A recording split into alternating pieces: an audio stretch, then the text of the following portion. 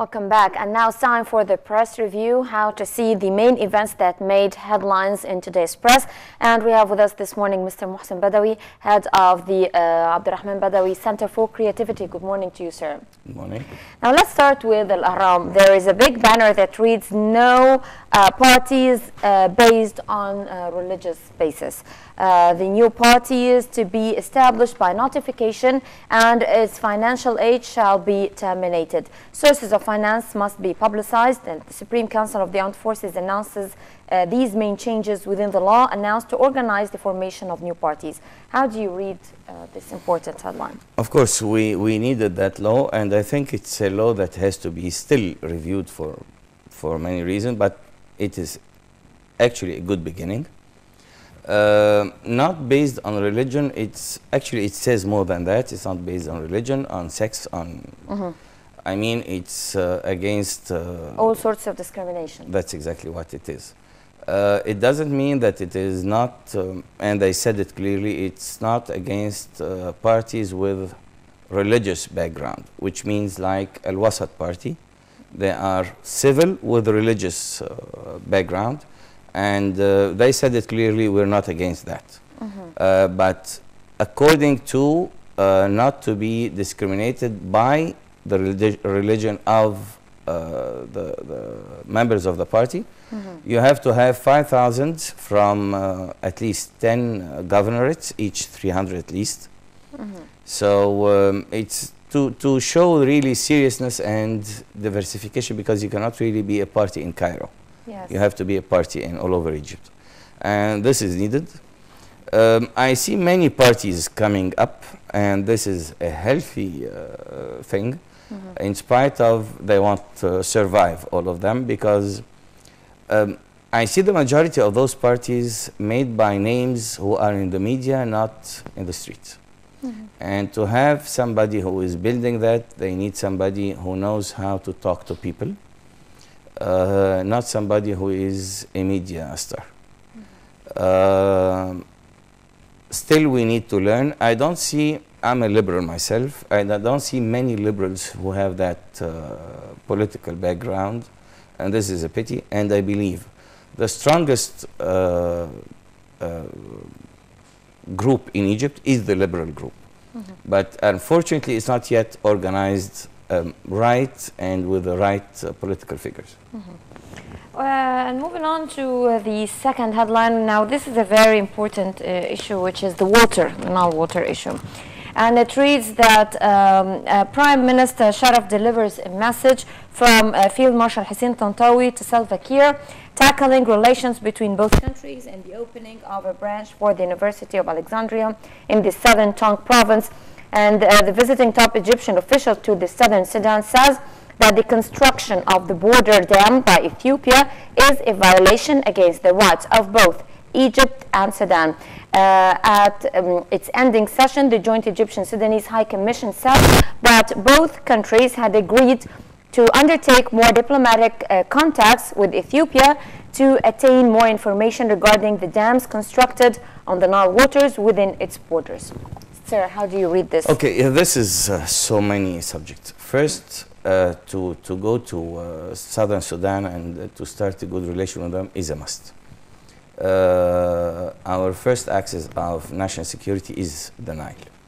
So southern Sudan is like us, but not exactly like us, because they have heavy rain. Northern Sudan is more of like us. But to have a good relation with them would help in solving that.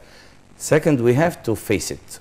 Our 55.5 billion could go down and up to 40 billion. So let us face it and start doing something about it.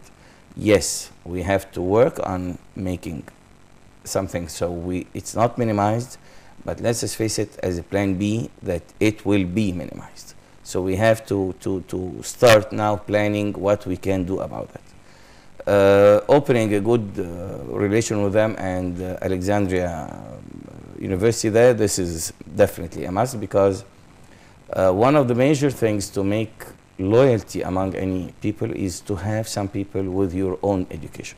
So I think this was a very smart move. What about the water issue? That's what I was talking in the beginning. Yes, I know, but how do you see the step now taken? What do you expect Egypt to do next? I expect to do all measures to stop all countries, and I mean by all measures, to stop all countries to minimize our water, the 55.5 billion that we have to get. Try to maximize it. Actually, I would love to see it maximized, but from what I see, it's not that easy to do that, and it probably would go down. Now, moving on to the economic front. Now, there's an important headline that reads that the Egyptian stock market continued to rise. It says here that the stock market continues its rise and compensates 5.4 billion pounds of its losses for the second consecutive session. Foreign investment funds continue its increasing purchases, helping in more confidence and stability in the market. The main index ended its dealings with an increased rate of 0.75% of its value, equivalent to 39 points.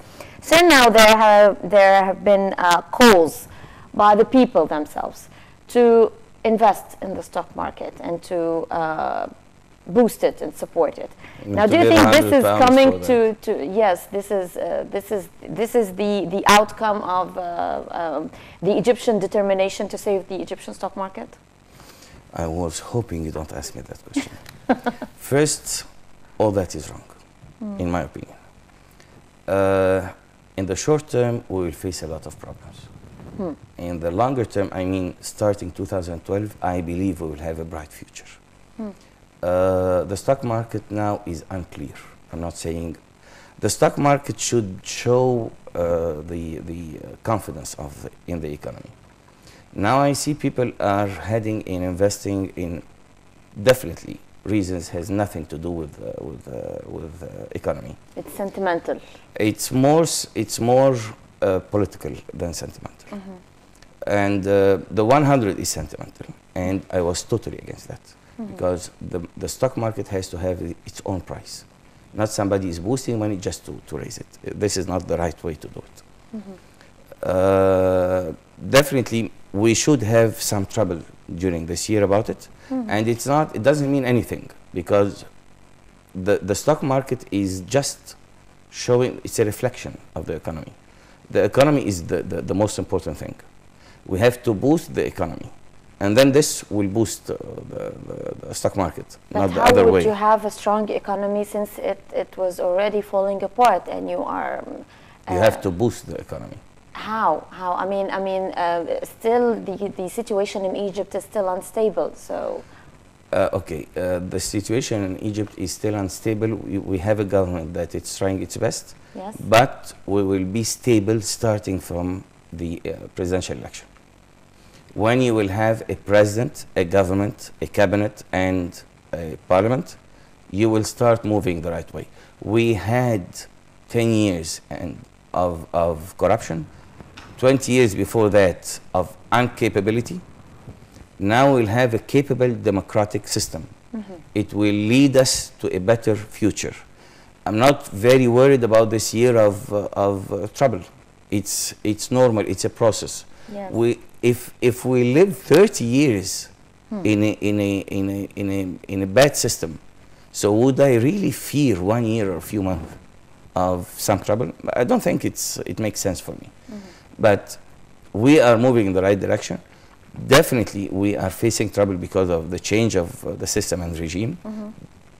We have to accept it. We lived in 30 years of, this is not really the end of the world.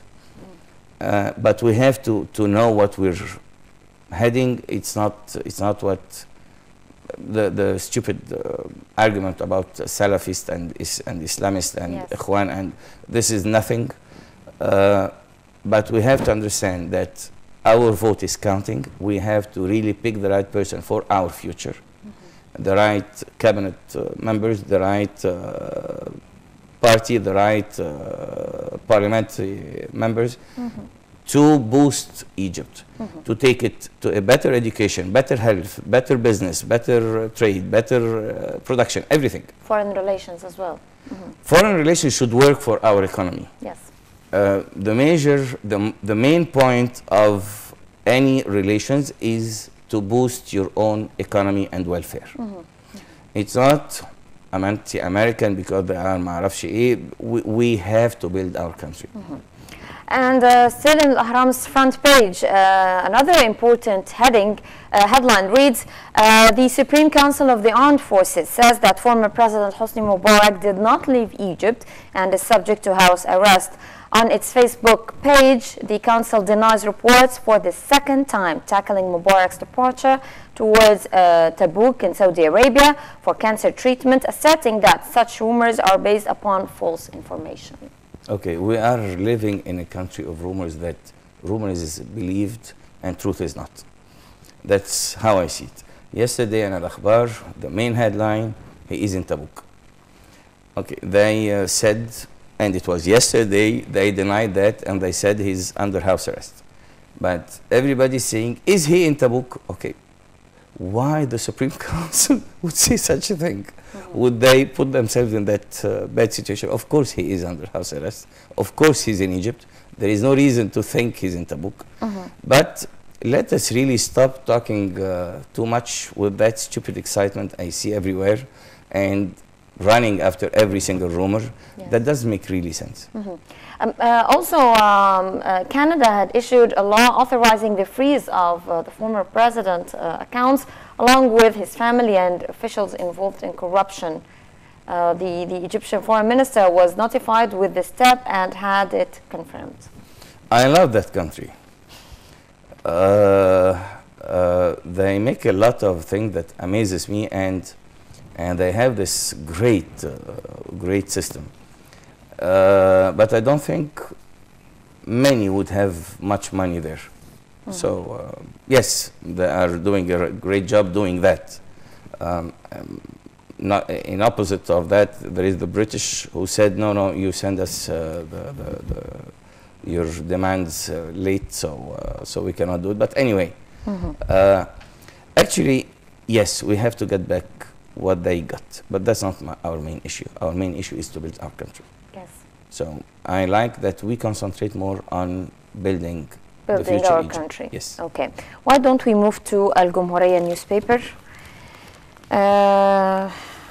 Here it is. In Al Jumhuriyya's front page, the new commissioner for the Ministry of Investment says no steps of privatization, dissolvement or merging among the sector, public business sector. Engineer Adil Al-Muzi says that the upcoming period will concentrate upon injecting more calculated investments in small companies through giant corporations that have enough resources. The commissioner added that partial shares of public business companies might be issued in the stock market at some point once a suitable stage of market stability is reached. Now, this applies to what you have been saying, Mr. Mohsen. This is building the country.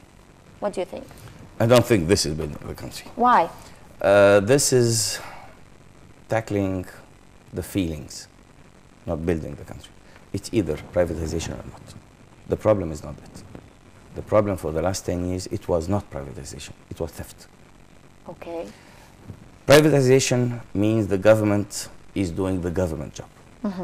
And the production is private sector. The public companies are owned by the people. When you sell them for the benefit of the people. First, you have to sell them right, not like what was being done. It was theft. It was corruption. I agree with you. Two, you have to have a plan using that money for the welfare of Egypt. Okay. With a real plan to boost Egypt. Okay. First, the most important thing is to spend that money on education. But he said that the focus in the upcoming period would be on pumping new investments that are studied in companies with financing from holding companies. How do you Okay, think he's this is talking not about public sector and pumping money in the public sector, which is I'm personally against. I'm with not the interference of the government. The government has to be the place where nobody does like Ahmed Aziz. But this is a normal situation. What about a transitional period like the one we're going through now? Transition period means he does nothing, but he keeps things going. So if you're talking about policies, this is policies. This is not the transitional period job. This is policies. When you talk no privatization, this is policies. You don't have the right to put policies because you're not elected. When you're elected on a system that says yes for privatization on this system, or no, we'll make everything public sector, it's the public will. I'm talking about when we made privatization, it wasn't privatization. And when you say we will not make, that's you're just tackling the feelings, because we hated the word because of the way it was done, not the privatization itself. So we have to tackle these things and to make it clear. If we will sell companies, we will sell it to boost the Egyptian people, which is the most important asset in Egypt. Our system of education was terrible. This is one of the things we have to boost. Yes. So this how to boost the Egyptian person, who is the main asset of Egypt, of the future of Egypt, to be capable of building the future of Egypt. I think this is the major thing, not just giving more salaries to people working in the government. It's not normal that over 25% of the Egyptian workforce is government. But you cannot just throw them. You have to make them capable to go into the market. Yes. So this is an investment. This is an investment. You have to put this in, so they are building the future of this country. Moving on to another headline that reads that George Ashok refuses to delete the second constitutional article. Former coordinator for Kifaya movement says that national unity is a red line that should not be approached, and asserts that all citizens must be treated on equal terms, sharing the same obligations and rights without any form of discrimination on basis of color, race, or religion. First, George Ashok is a beautiful person. And what he talked here about is really a joke that I've seen after 11th of February. I don't know why some people started talking about abolishing the Article 2. Article 2 says three things. First, Egypt is Muslim, which means nothing. And it was there since 1923 in the Article 149 of the 1923 Constitution. Yes. And it did nothing. Yes. And by the way, since that, until 1952, 6.29% of the elected members of parliament was Christians. The problem is not Article 2 in that part, and the second part of it is that Arabic is our language. I don't think anybody wants to abolish that. So the person who is attacking Article 2 doesn't even know what Article 2 says. The third part is the Islamic Sharia is major or the major source for issuing any law. And this is the main problem here in understanding it. It means clearly that the parliament has to take care to consider Sharia when they put a new law. The problem is that it's not here only was used, it's a lot of judges started using Article 2 when they issue a, when they are ruling. Yes. And this is wrong. We have to have a better writing for that article so it goes to what it says. We should not really let it go like this. Any Muslim would have a background when if he's a parliament member, he will have this, if he will have this background, with or without that wording.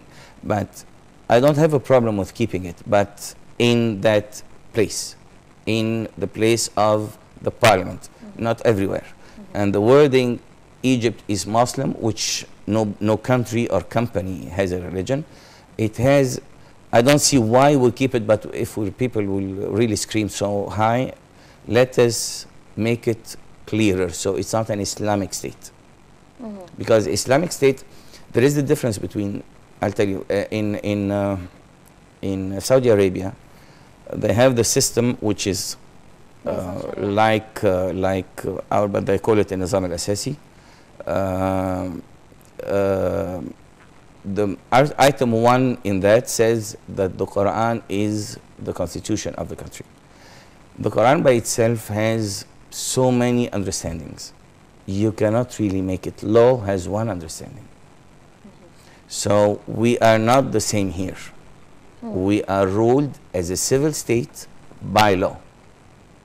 And this will be there, and this will be kept.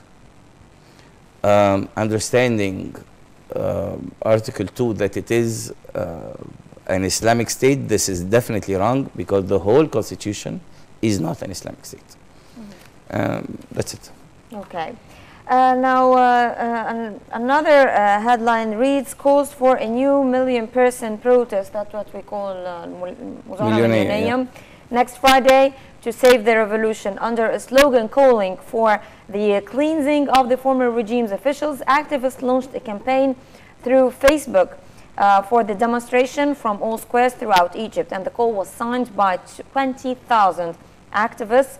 After 1 day of its launch, the activists had set 6 basic demands, including the trial of senior corruption officials, dissolving the National Democratic Party, freeing political detainees, and the prevention of any law that limits public freedoms. How do you read this?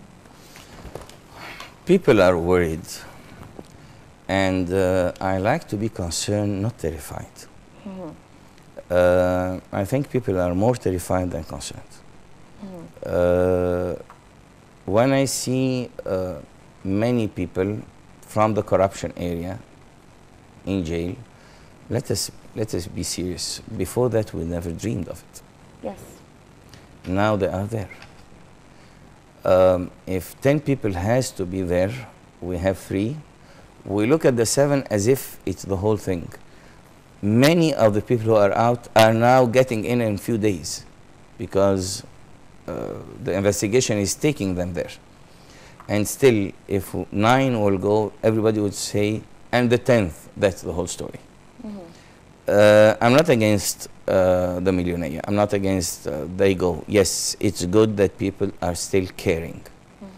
I'm not very happy that we just feel terrified. This is not right. Like terrified from Ikhwan, like for no reason, for no real reason. By the way, today they threaten they will do a lot of harm. It's just stupid. And people are extremely afraid. This is not. Yes. Actually, very terrified. Yeah. And I don't see that. But anyway, to be concerned, to really care. I'll tell you something. Yes. The 25th of January until the 1st of February, that was the breaking of the fear until it became a revolution. This won't stop. If anybody wants to play games on this country, these people broke the fear, and we will have democracy.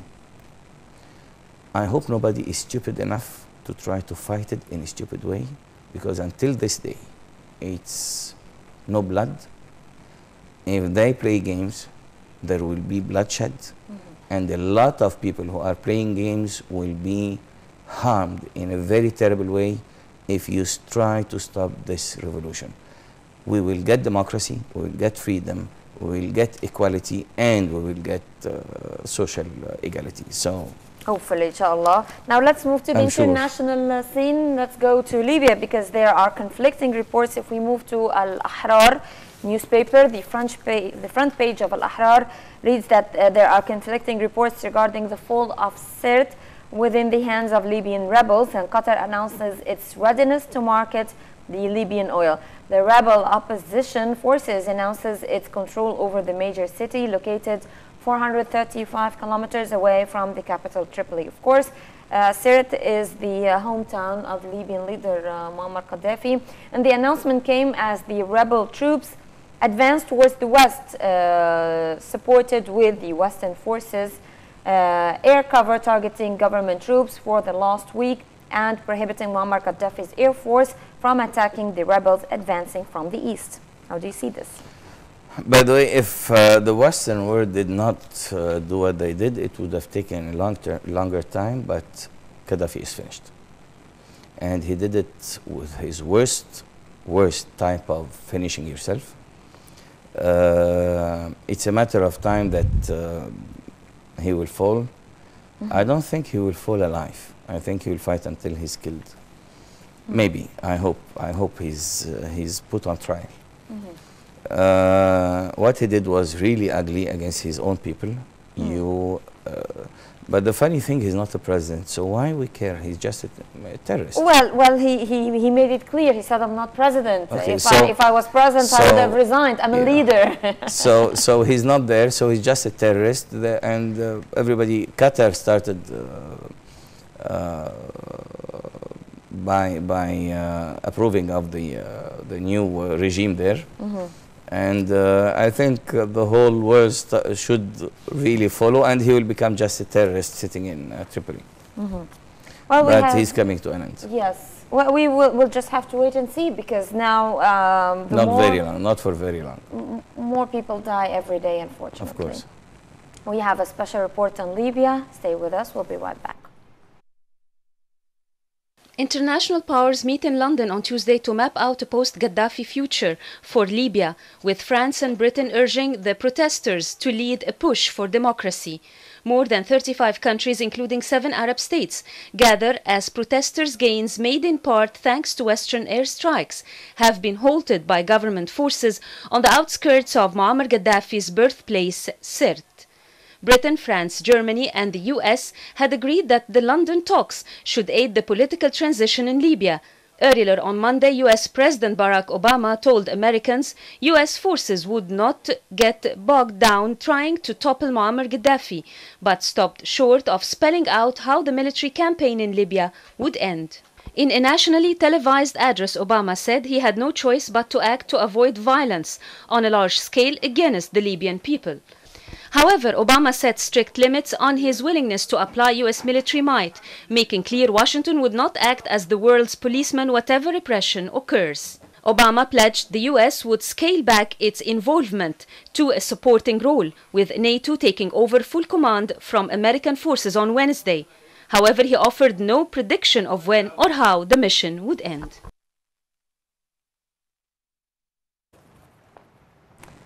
And we are back with you, and still in Al-Ahrar we have one final item to wrap up with. Minister of Education Ahmed Gamal says that £36 billion is not sufficient for educational development, and asserts upon the necessity to put education as the main priority by the government. The minister says that one of the major problems facing education in Egypt is the qualification process of teachers, which needs more concern. I guess, sir, this touches upon what you were saying earlier. Yeah, but 36 billion for 17 million means 2,100 and something pounds per kid. Mm-hmm. Now, a lot of normal, okay schools, private schools in Egypt, they charge 2,500 per student. Mm-hmm. So I think 36 billion, and that's not including the building they have, mm-hmm. which is a cost. Mm-hmm. If he cannot really work on that to get to the same level of the private education, that's his problem. Mm-hmm. We want more. That's our problem. Yes. So now when I saw one report and they are asking to spell Sina Sinai, it was a farce. And this cannot be the outcome of 2,000 pounds per kid. Okay. Yes, we want 10,000 pounds, 100,000 pounds per kid. I agree. But with 2,000 pounds, you could have got something better. Better than that. The problem is we have bad professors, bad Ministry of Education itself. It's becoming incredibly bad. This has to be really shaken. If they can do what they have to do, they are there. If not, they are out. You cannot really keep our future in hands of people like that. It's a joke. It's not education. It's something else. So I think this has to be done on two stages. Well, I guess again we'll just have to wait and see upon that. Mr. Mohsen Badawi, head of the Abdurrahman Badawi Center for Creativity, thank you very much for being with us this morning. Thank you. And after a long break because of the 25th of January revolution, children of different ages have resumed the quest of playing tennis, trying to pursue a career in tennis. And in this respect, the 6th of October Junior Tennis Championship kicked off recently. The details with Ria Morsi.